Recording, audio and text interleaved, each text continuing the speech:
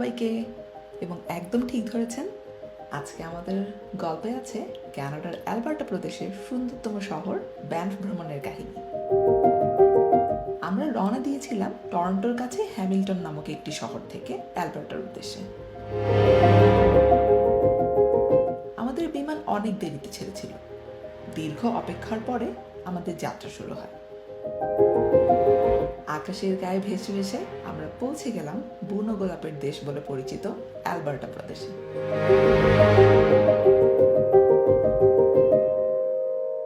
আমাদের প্রথম অবস্থান ছিল রেডিয়াম নামক একটি শহর।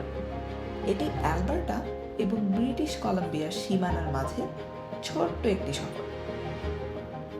শহরটিতে যেখানেই তাকাই নীল পাহাড় আর বুনো ছাগল দেখতে পাই। এখানে কালো ভাল্লুকও আছে, কিন্তু ওদেরকে দেখার সৌভাগ্য আমাদের হয়নি।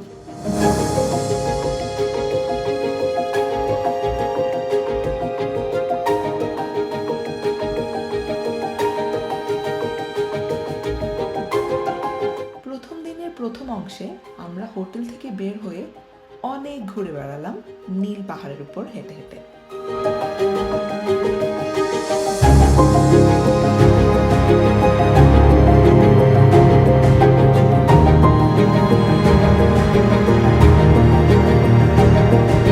দিনের দ্বিতীয় অংশে আমাদের উদ্দেশ্য ছিল ব্যানফে যাওয়া। আজকে আমরা ব্যানফ শহরের একদম কেন্দ্রে যাচ্ছি না, কিন্তু তার কাছেই একটি গন্ডোলা আছে যাকে অনেকে কেবল কার নামেও চেনে, ওখানে যাচ্ছি। আমাদের পরিকল্পনা হচ্ছে গন্ডোলায় চড়ে পাহাড়ের চূড়ায় ওঠা। যাওয়ার রাস্তাটি ছিল অত্যন্ত মনোরম।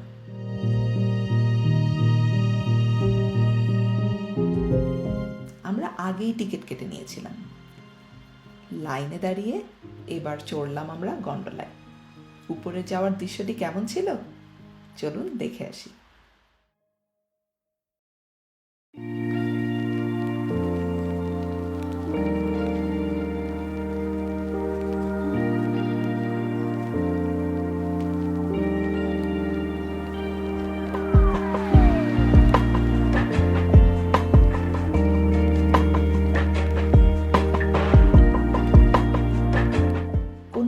দিয়েই আমি পাহাড়ের এই সৌন্দর্য বর্ণনা করতে পারবো না। বাবা মা মুগ্ধ হয়ে সব দেখলেন। আমরা পুরোটা সময় খুবই আনন্দে ছিলাম।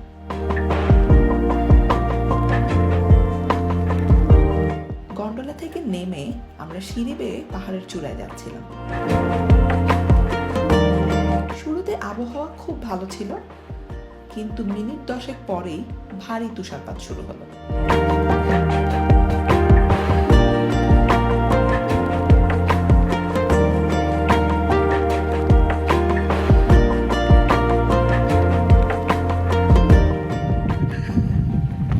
কেমন লাগতেছে আব্বু কানাডিয়ান ঠান্ডা? চমৎকার। চূড়া থেকে এবার নিচে নেমে যাওয়ার পালা। হেঁটে হেঁটে আমরা পৌঁছে গেলাম গন্ডোলার কাছে। পাহাড়ের কোলে প্রথম সুন্দর দিনটি শেষে এবার হোটেলে ফিরে যাব।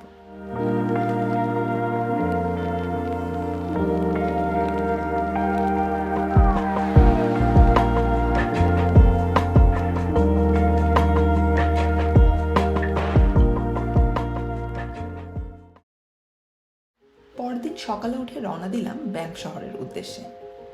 খুবই ঝলমলে একটি দিন ছিল। পাহাড়ি রাস্তায় গাড়ি চালিয়ে যাচ্ছি আশেপাশের দৃশ্যগুলো দেখতে দেখতে।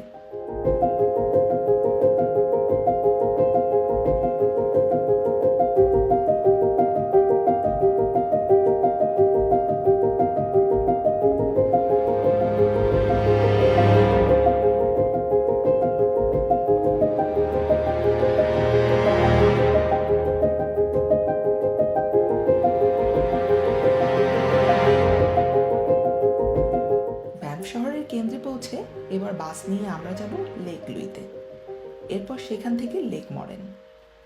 অত্যন্ত জনপ্রিয় এই লেক দুইটিতে প্রতি বছর লক্ষ লক্ষ পর্যটকরা আসে নানান দেশ থেকে। এই লেক দুইটির পানি এক অদ্ভুত সুন্দর ফিরোজা রঙের। জানতে পারলাম এই রঙের উৎস এক ধরনের পাহাড়ি পাথরের ধূলিকণা। বাস থেকে নেমে অল্প কিছু দূর হাঁটার পরে লেকের সামনে এসে দাঁড়ালাম।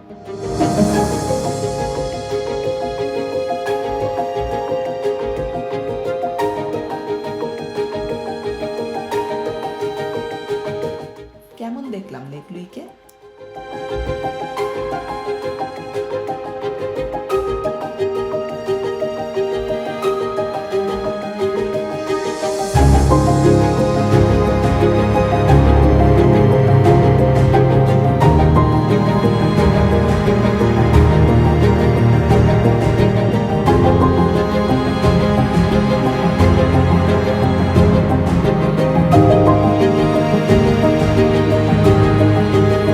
লেক লুই দেখা শেষে লেক মরেনের কাছে পৌঁছালাম।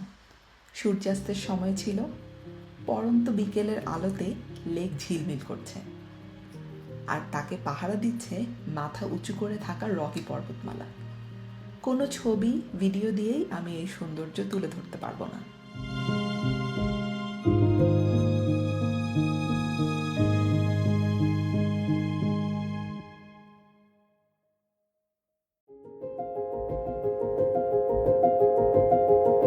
রেডিয়াম শহরের শেষ দিনটি আমরা হট স্প্রিংয়ে সময় কাটালাম।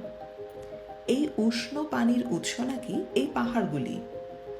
আমরা ওই দিনটি বেশ অলসভাবে বিশ্রাম নিয়ে আশেপাশে ঘুরে দেখলাম।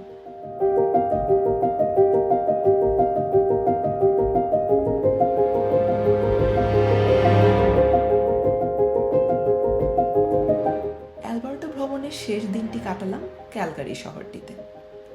এখান থেকেই বিমানে চড়ে বাড়ি ফিরে যাব।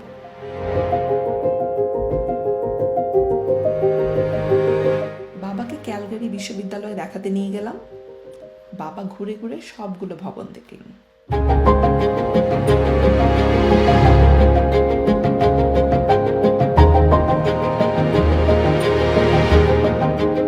দিন শেষে আমরা বৌ নদীর উপর অবস্থিত পিস ব্রিজ বা বাংলায় শান্তি সেতুটি খুঁজে পেলাম। এটি বিখ্যাত স্প্যানিশ স্থপতি সান্তিয়াগো কালাট্রাভার নকশা করা। বুনো গোলাপের দেশ ভ্রমণের গল্প এখানেই শেষ। আমাদের গল্পগুলো যদি ভালো লাগে তাহলে সাথে থাকবেন। ভবিষ্যতে হয়তো আবার কথা হবে। ততদিন সবাই ভালো থাকবেন।